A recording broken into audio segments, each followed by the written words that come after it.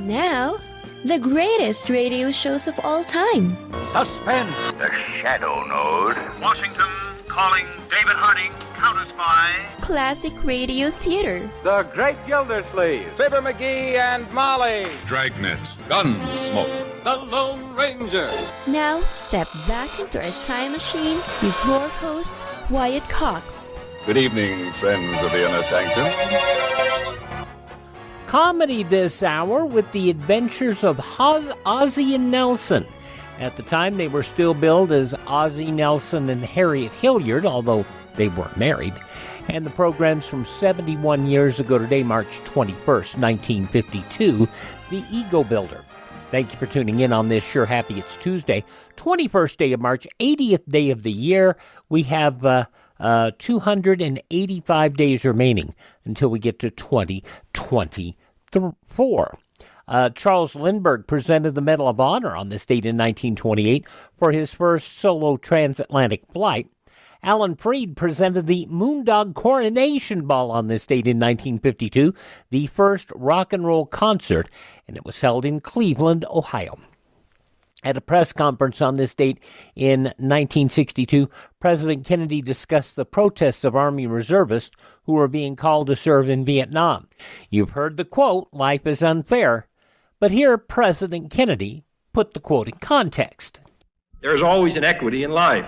Some men are killed in a war, and some men are wounded, and some men never leave the country, and some men are stationed in the Antarctic, and some are stationed in San Francisco. It's very hard in military or in personal life to assure complete equality. Life is unfair. More than 58,000 American men killed in Vietnam in a war we were not permitted to prosecute to a victory, proving that life is indeed unfair. 1963, federal penitentiary Alcatraz closed permanently. 1965, NASA launched the Ranger 9, the last in a series of unmanned lunar space probes. In 1965, Martin Luther King Jr. led 3,200 people on the start of the third and final successful Civil Rights March from Selma, Alabama to Montgomery, Alabama. This march from Selma to Montgomery will be as historic in American history as Gandhi's march to the sea turned out to be in Indian history. The historic march and King's participation in it greatly helped raise awareness of the difficulties faced by African American voters in the South and the need for a Voting Rights Act passed later that year. In 1965, President Johnson committed the U.S. fully to the Vietnam War. It is, and it will remain, the policy of the United States to furnish assistance to support South Vietnam for as long as is required to bring communist aggression and terrorism under control. At the same time, North Vietnam announced they would support the Viet Cong until the Americans were driven out. In 1969, John Lennon, Yoko Ono traveled to Amsterdam to begin a bed-in for peace, where they stayed in bed for 8 days, except for bathroom breaks, to draw attention to the cause of peace. Later, they spoke of the importance of the event to a BBC reporter. First of all, we made people laugh, and that's good. You know, I mean, John and Yoko are like the wind. You can't see it, but when it passes, the trees bend. You know, and that's what we do. And they had a lot of results, apart from us getting a nice film out of it, and probably an album. A lot of people wrote to us and sent word, and people from the States all around the world. And just instances like some guy wrote and said, now, because of your event in Amsterdam, I'm not joining the RAF, and I'm growing my hair. Now, all we were saying there, symbolically, instead of kicking a shop window in, say, do something like grow your hair for peace. John Lennon on their bed-in on this date in 1969.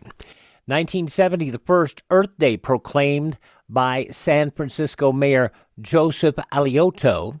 1970, Vinko Bogaja crashed during a ski jump championship in Germany. Why do we care about that crash? Because it was viewed for years on ABC television. You remember when they would talk about the agony of defeat? That was him in the opening credits of ABC's Wide World of Sports. It took place on this date in 1970. 1980, President Jimmy Carter announced a U.S. boycott of the 1980 Summer Olympics in Moscow to protest the Soviet invasion of Afghanistan. I can't say at this moment what other nations will not go to the Summer Olympics in Moscow. Ours will not go. I say that not with any equivocation. The decision has been made. 65 countries boycotted the Games because of the Soviet war in Afghanistan, although some athletes from some of the boycotting countries participated in the Games under the Olympic flag. And this prompted the Soviet-led boycott of the 1984 Summer Olympics that were held in Los Angeles. On the series finale, or season finale, I should say, of the soap opera Dallas, the infamous character J.R. Ewing shot on this date in 1980 by an unseen assailant, leading to the catchphrase, "Who shot J.R.?" 1989, Sports Illustrated reported the allegations that tied baseball player Pete Rose to baseball gambling. 2000, Pope John Paul II made his first ever pontifical visit to Israel. Also in 2000, a divided Supreme Court ruled the government lacked authority to regulate tobacco as an addictive drug. In 2006, the social media website Twitter launched with the first tweet by co-founder Jack Dorsey. And in 2009, 4 police officers shot and killed. A 5th is wounded in 2 shootings in Oakland, California. Passing away on this date in history, Sir Michael Redgrave, Dean Martin's son Dean Paul Martin, also MacDonald Carey. These are the days of our lives. From Dallas and Guns N' Wool Sonnet, Dak Rambo, singer Bobby Short, and Gong Show, game show producer Chuck Barris. This is the birth date of Johann Sebastian Bach, also actor James Coco, and musician Eddie Money. Turning 77 years old today, James Bond. Well, Bond in the Living Daylights and License to Kill. Timothy Dalton, 77 today. Sandra from The Cosby Show, Sabrina LeBeau, is 65. English actor Gary Oldman, 65 also today. Now is the time to negotiate in order to obtain the best conditions possible. Hitler will not insist on outrageous terms. He will know his own weaknesses. He will be reasonable. When will the lesson be learned? When will the lesson be learned? How many more dictators must be wooed, appeased, good God, given him mixed privileges, before we learn? You cannot reason with a tiger when your head is in its mouth. An excerpt of his Academy Award performance as Churchill in The Darkest Hour. Gary Oldman, 65 today. From Ferris Bueller and War Games, Matthew Broderick, 61. Rosie O'Donnell is 60. She plays Haley Smith on American Dad. Rachel McFarland is 47 today. And the son of Clint Eastwood, actor Scott Eastwood, is 37. Those some of the people who celebrate the 21st day of March as their birthday. If this is your birthday. Hi, we're the 4 freshmen, and we just want to say, happy birthday to you. And from 71 years ago today, March 21st, 1952, The Adventures of Ozzie and Harriet. Thank you for tuning in on this Tuesday Classic Radio Theater with Wyatt Cox on your favorite station. Now on Classic Radio Theater with Wyatt Cox, we're going back 71 years to March 21st, 1952, and The Adventures of Ozzie and Harriet.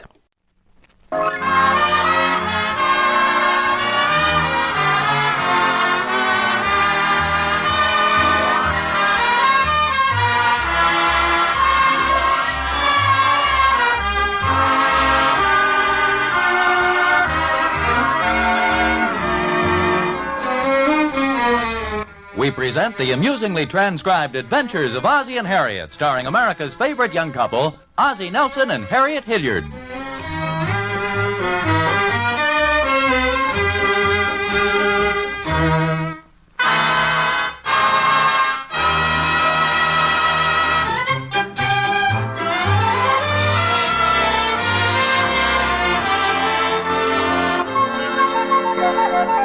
Well, things have been rather quiet this morning at the Nelsons.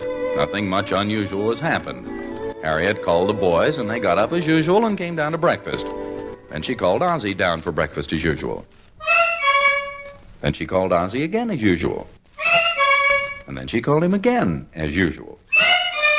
And then the boys went up and helped drag him out of bed. As usual.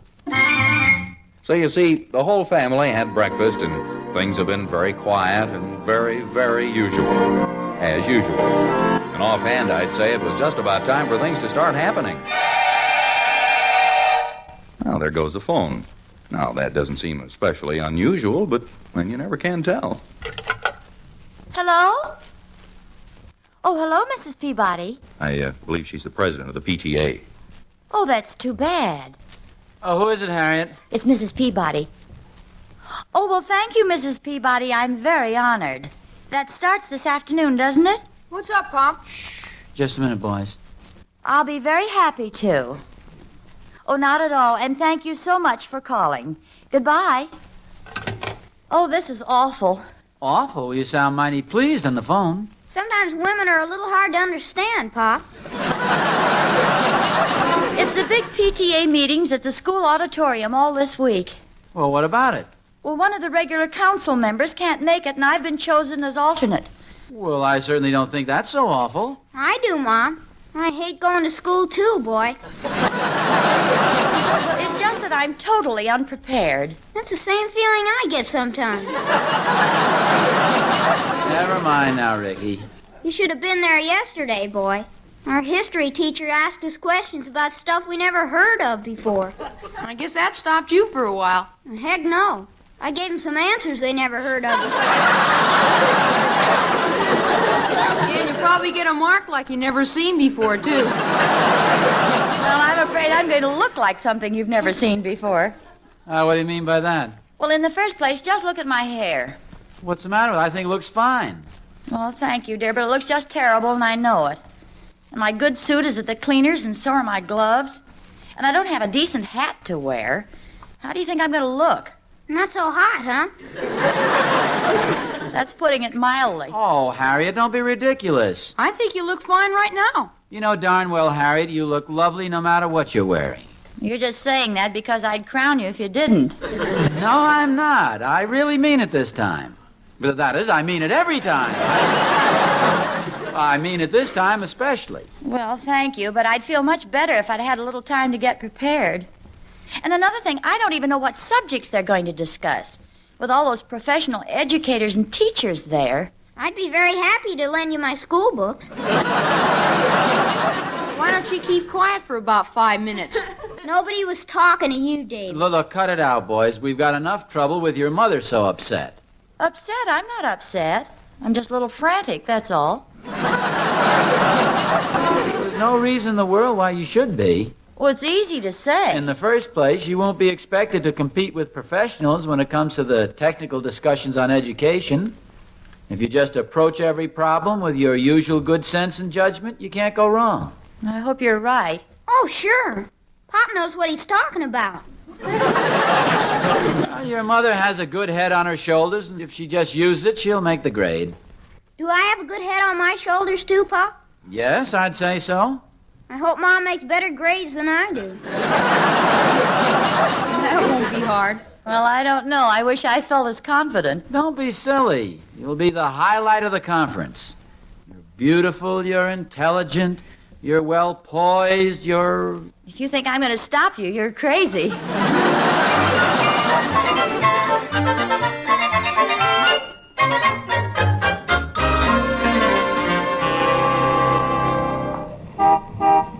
Hi, Thorny. Oh, hello there, Oz. What are you doing? Catching up on the latest news? We're just looking over a couple of magazines. That's what newsstands are for, you know. Oh, they also like to sell a couple occasionally. Well, I'm trying to decide which ones to buy and which ones to read right here. If you're looking for something to take home, you ought to try this one. Here. Good, huh? That's not bad at all. But I don't think Catherine would approve of my having this around the house. Why, what do you mean? Well, it might make her feel a little self-conscious. Self-conscious? Yeah, being married to a guy who reads Major Strongbull and the Planet-Eating Space Monster. What kind of comic books do you read anyway, Oz? Well, I just thought it might be interesting for your boy, Will. Our boys thought it was great. How are things going this morning? Oh, that's right. You haven't heard the big news. Well, that's not surprising. After all, I haven't seen you in quite a while. When was the last time, anyway? I think it was when you dropped me off after bowling last night. Honest? Has it really been that long? It seems to me. Well, what is the big news? Or were you just trying to be funny? Well, I suppose it is funny in a way. It's funny how women seem to have these little feminine frailties. The point is that Harriet has been chosen to be a representative to the big PTA conference this week. Well, I think that's wonderful. I don't see any sign of frailty there. You should have seen her this morning. Just the very thought of facing these people, and she practically fell apart. No confidence in herself. Well, I suppose they don't get the name weaker sex for nothing. Hey, now, wait a minute, Oz. This may sound like heresy, but let's face the facts. According to people who know, women generally stand pain and cold better. They live longer. In fact, girl babies are supposed to be more rugged than boy babies. Well, so what? So I just thought you ought to know before you made any speeches about women being the weaker sex. And I've seen several articles that say the same thing. And they all haven't been in the Reader's Digest either. In the first place, Thorny, you're talking about the physical side of it. What I mean is the emotional weakness. Women suffer from a lack of assurance, a lack of self-confidence. Did you ever take a look at some of those magazine articles? How to win a husband. How to keep him after you've got him.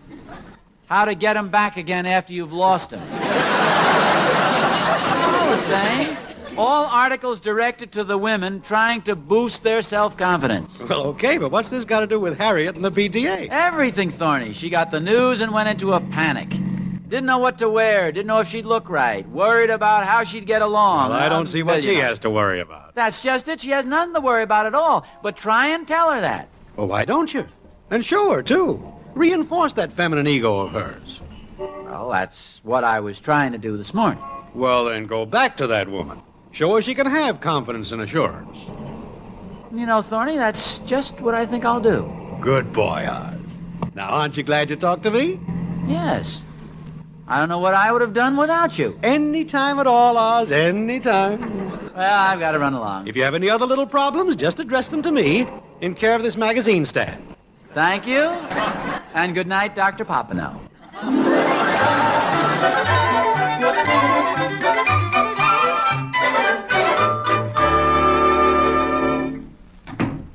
Is that you, Mom? No, it's your old dad. Go on, Pop. You're not so old. Well, I can't fool you, can I? No, sir. But you can lend me a quarter if you try hard enough. Yeah, but I could at that. What's that for? I just thought I'd run down and have a soda. I think you better think again. We'll be eating dinner too soon. Besides, I want to talk to you fellas before your mother comes home. You should have seen Mom when she left. She was really dressed to kill, boy. She was only going to a PTA meeting. Who's she gonna kill? Well, I don't want to mention any names, but I have a couple of teachers in mind. I just think we ought to help your mother a little now that she has this responsibility for a few days. She'll probably come home dead tired and discouraged and ready to give up the whole deal. So let's try to be very encouraging and very considerate. I'll cook dinner if you want. You're kidding, I hope. No, I don't think that'll be necessary, but you can help out by setting the table. What's going on here? Oh, hello, dear. Hi, Mom. Sit down. You must be dead tired. Oh, no, I feel fine. Besides, I've got dinner to get. Well, why don't you rest a while and let the boys and I That's take care? very thoughtful of you, but by the time I got through showing you how to do it, I could have dinner already. Well, aren't you terribly tired? I mean, from the PTA and all? Oh, no, it was a lot of fun. It's going to be very interesting, and Mr. McCary is such a nice man. Oh, who is he? Well, he seems to be taking charge of everything. He's the superintendent of schools, I believe. He said I made some wonderful suggestions. Oh, well, good for you. Pardon me a minute, dear. I know you must be starved. I'll get dinner started. No, wait a minute. Harriet, isn't there something I can do to help? Yes, there is. You can stretch out on the couch and rest until dinner. You look tired. I'll have it ready in a jiffy. After being ping-ponged for the first 5 years of the series between CBS and NBC, Ozzie was able to go to ABC and sign a 10-year non-cancelable deal that covered radio and television, whether the Nelsons worked or not. It worked to their benefit because they stayed in the business for a good long time. March 21st, 1952, The Adventures of Ozzie and Harriet on Classic Radio Theater with Wyatt Cox. The news from 71 years ago today follows these messages.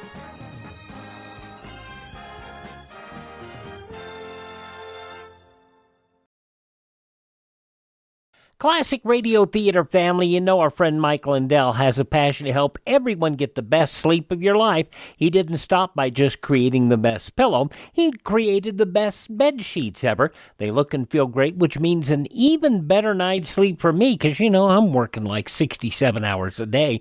Now, Mike's offering the best deal on his Giza Dreams bed sheets ever.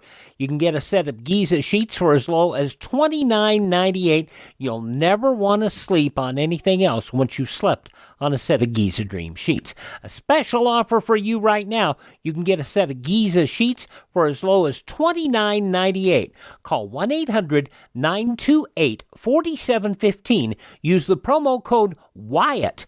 Or go to mypillow.com, use the promo code Wyatt. It's good on anything on the website. That number again, 1-800-928-4715. Use my promo code Wyatt.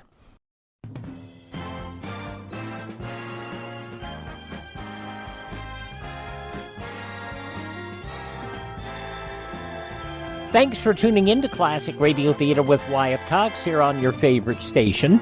We're listening to The Adventures of Ozzie and Harriet as it was originally broadcast on Friday, March 21st, 1952. In the newspapers of that Friday, 71 years ago, these were some of the headlines. The Senate ratified the Japanese peace treaty yesterday, 6.5 years after the end of World War II, the vote 66-10.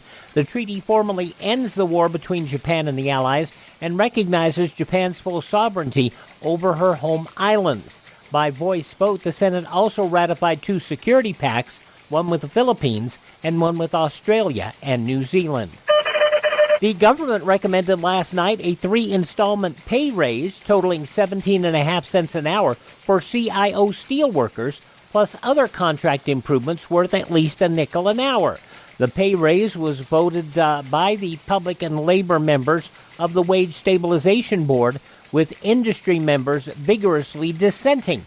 The same public labor majority also outvoted industry members to approve the union shop arrangement, which would compel all workers to belong to the union. Senator Robert A. Taft yesterday pulled out of the New Jersey primary where he faced a major clash with General Dwight D. Eisenhower, while the general himself indicated he may return from Europe soon. President Truman has said he's given Eisenhower the go-ahead to come home whenever he deems it proper.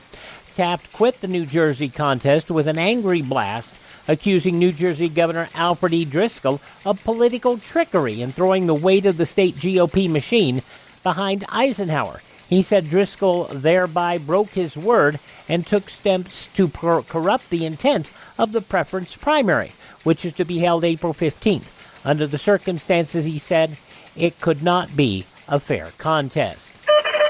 President Truman slapped down his own party chairman in virtually unprecedented fashion yesterday, saying the Korean War has nothing at all to do with his decision whether to run again. Only Wednesday, Chairman Frank E. McKinney of the Democrat National Committee had told reporters in Key West, Florida, that in the 3 days of conferences he had gotten the impression from President Truman that he may not run again if a satisfactory peace is arranged in Korea. Truman was asked at his news conference yesterday morning whether that statement accurately reflected his views. Korea enters not into the politics of this country at all, Truman replied, and he repeated, Korea does not enter into the politics of this country at all. It has no bearing on what he may decide to do. An American in Paris scored a stunning upset in the Academy Awards race last night by being named the Best Picture of 1951 and winning in 7 other categories. In a less sensational upset, Humphrey Bogart, the sentimental choice, edged out Marlon Brando for the top male acting award. Most of the pre-Academy polls had forecast a walkaway for A Streetcar Named Desire.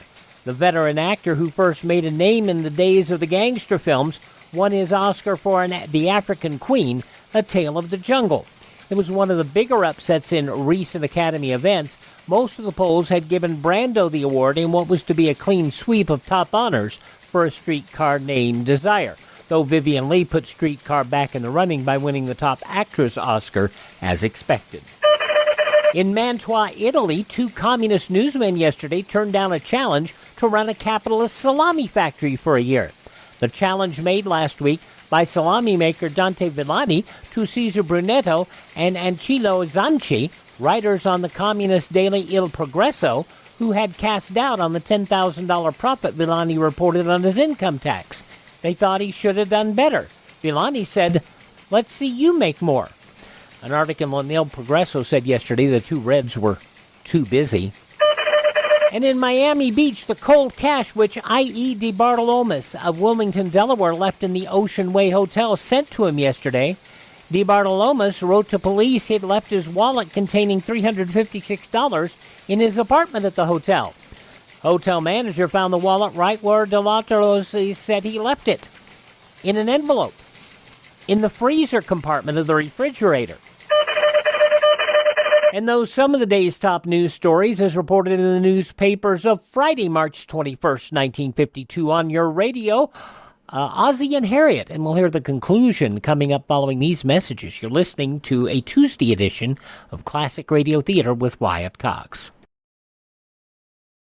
Jimmy in Boston, I hope you're paying attention. Wednesday's Classic Radio Theater will feature Marie Wilson as My Friend Irma from March 22nd, 1948, Election Connection. Jane and Irma are trying to help Robert Colby win the election as councilman. Al gets a job campaigning for his opponent, Honest Jim Blake. That's on tomorrow's Classic Radio Theater with Wyatt Cox. Now the conclusion of the adventures of Ozzie and Harriet from 71 years ago today, March 21st, 1952.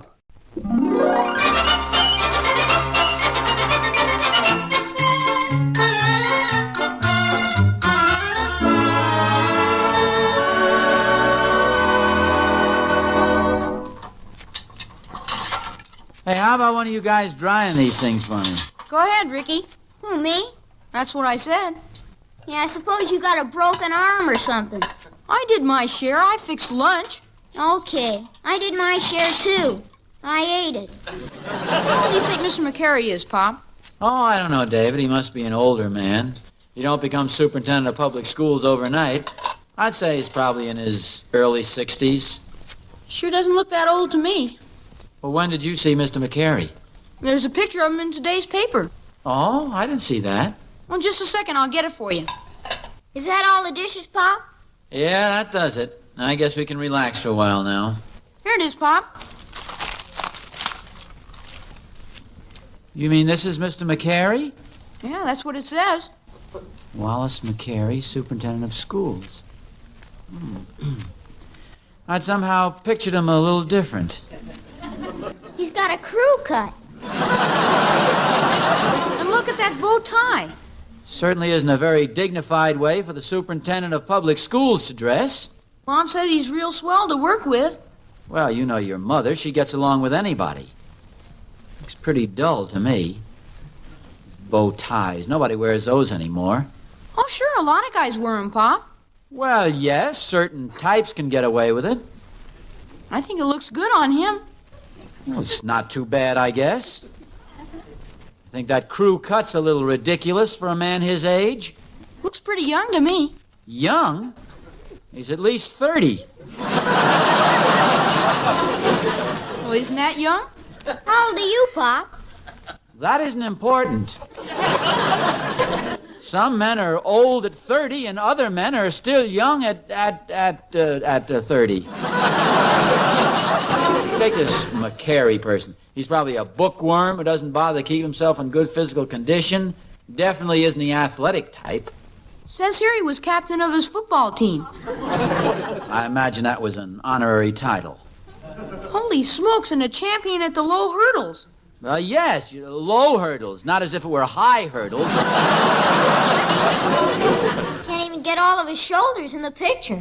Well, I've got a couple of padded coats myself.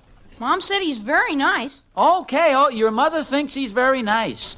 It's about time she stopped kidding around with that PTA junk anyway. I thought you were proud of her, Pop. Well, of course I'm proud of her. She's done a fine job, and now it's time to come home. I think so, too. I wonder how a young guy like this Wallace McCary gets to be superintendent of public schools in the first place. Probably has a lot of political connections. Mom said he's very smart. All right, then why does this boy genius need a big committee to do all his work for him? Waste your mother's time over there while we're practically slaves here at home. Are you sore at Mr. McCary, Pop? I'm not sore at anybody, Ricky. Look, will you fellas kind of straighten up the rest of the house? I'm going out for a while. Where are you going, Pop? Oh, just down to the barber shop. Kind of clean up the sink, will you fellas? What do you want me to do with all these orange peels and coffee grounds? Here, wrap them up in this newspaper and throw them in the garbage can.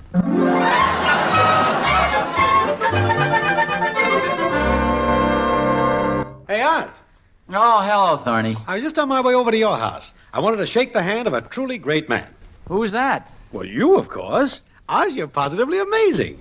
I never realized what a really brilliant neighbor we had. What's this all about, Thorny? Well, don't you remember that talk we had the other day? You know, about women and how they lack confidence in themselves? Oh, yeah. Well, I've been spending a lot of time the last couple of days building up Catherine's confidence. And the results have been marvelous. She's another woman, Oz. I almost feel like a bigamist. I'm glad it's worked out for you. Oh, Catherine's ready to tackle any job now. She's even talking about painting the house this summer. She was talking about painting the house last summer, too. Well, yes, but then she was talking about me painting the house. Well, don't get too excited. You'll probably end up doing all the work. Oh, never, Oz. I wouldn't want to destroy Catherine's confidence in herself. I guess you're pretty proud of Harriet, too, huh? Understand she's been doing a great job at the PTA conference. Yeah, I guess she's doing all right. Oh, now, don't be so modest, Oz. I hear she's even on a special committee with the superintendent of schools. Yeah. How about walking down to the barbershop with me? Barbershop? Why are you going to the barbershop? Well, a rumor's gotten around that some guys over there are cutting hair. But, Oz, you had a haircut last week. And I'm having another one this week. Is there anything wrong with that? No, it's your head. Have it shaved clean if you want to. I just don't think you need a haircut. Well, summer's coming, and it's kind of silly to have a big mop of hair when it's so hot. Yeah, wait a minute. I was only kidding about having your head shaved. No. I'm just going to have a little more taken off the top. Short haircuts are in style now, you know. I've seen a lot of women with them. I think they're called poodles. But I've always thought of you as more the shaggy dog type. No, I think I look pretty good with a crew cut. A crew cut? Well, not really a crew cut. I mean, kind of a modified version. What do you think? I think it's ridiculous. Well, naturally, you'd think so. You're always against anything that's new or different. Now, wait a minute. You asked for my opinion, and I gave it to you. Of course, I'll admit that I'm no beauty expert, but then you're no beauty either. I'm sorry I even mentioned this to you, Thorny. You can't discourage me, however. I think a crew cut's going to look very good on me. Say, Oz, don't you think you better take along a sack for the hair they cut off? After you see yourself, you may want to put it back.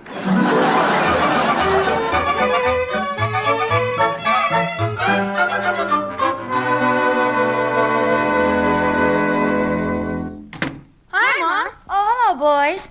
Will you take some of these packages for me? You sure got a lot of groceries. Well, I've invited Mr. McCary over for dinner tonight. He's very anxious to meet your father, and I know you boys will like him. Oh, swell. I'd like to talk to him about longer summer vacations. Also, no homework. I'm sure he'll be happy to hear any suggestions. I can think of plenty, boy. Was today the last meeting, Mom? Yes, and thank goodness. It's going to feel wonderful just being a housewife again. Well, I'm going to feel pretty good not being a housewife again. Oh, Harriet, aren't you home kind of early? Well, yes, there wasn't much to do at the last meeting. Gee, look at Pop's hair. I just saw it. What happened, dear? Did you fall asleep in the chair? No, I had them cut it this way. Don't you like my hair a little shorter? It looks just like a crew cut. Well, a mild sort of a crew cut. What do you think of it, Harriet? Oh, I imagine it's very comfortable. Yes, it is. After all, the weather's getting warmer now, and I thought this might be a practical... pardon me? You catching cold? No, of course not. Maybe you better put something on your head. I've got a wool stocking cap you can wear. My head feels fine. What's so unusual about a crew cut? A lot of men have them. Oh, it's fine, dear. It makes you look very... and besides, it'll grow out in a couple of weeks. You don't care for it, huh? Well, I guess I'm just not used to it. Well, if you'll excuse me, I've got to get dinner ready. I invited Mr. McCary over tonight. Oh? Is that all right? He's very anxious to meet you. Well, yes, I think I'm kind of anxious to meet him, too. Oh, he'll be by in a little while, so you better start getting dressed. Okay. Hey, what's this, Pop? Ricky, where'd you get that? It fell out of your pocket. Well, it's just something I happened to pick up at the men's shop. Are you going to wear it? Well, David, don't look at me like that. You said yourself a lot of men are wearing bow ties.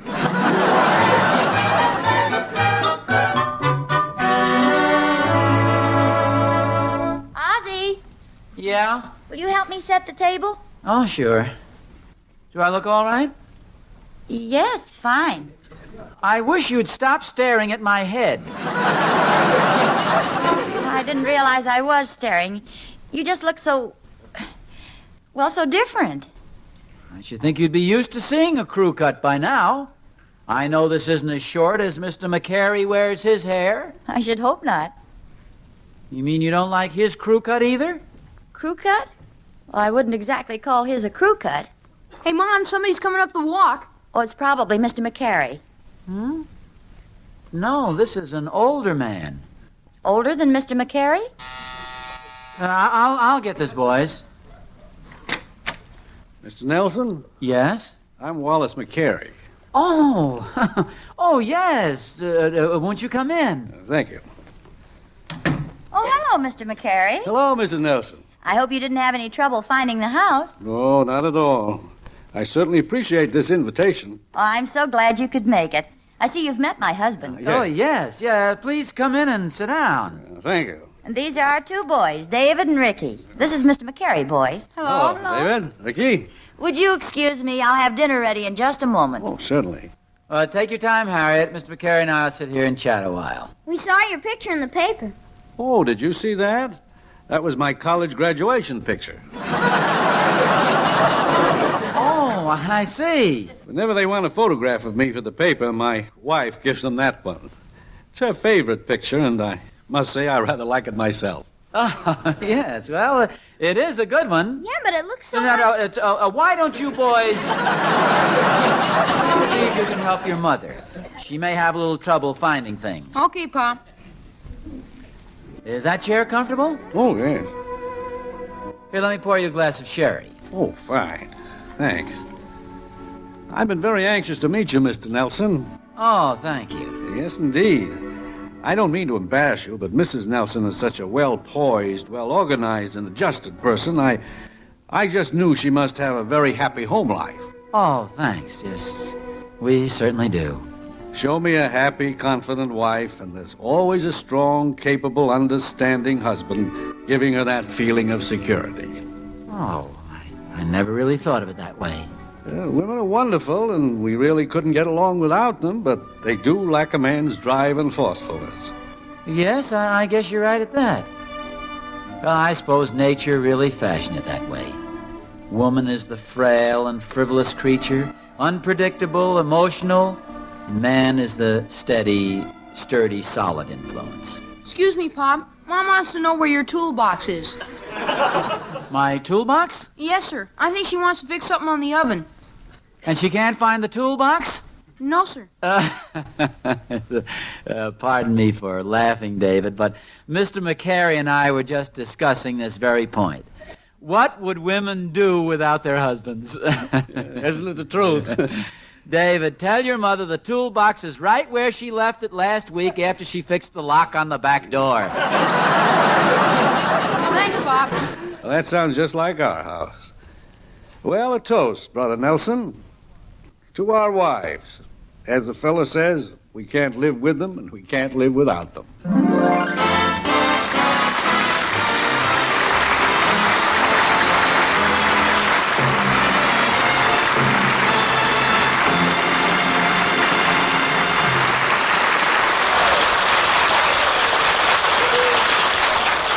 This is Vern Smith saying tune in again next week for another transcribed adventure of Ozzie and Harriet, starring Ozzie Nelson and Harriet-Hilliard.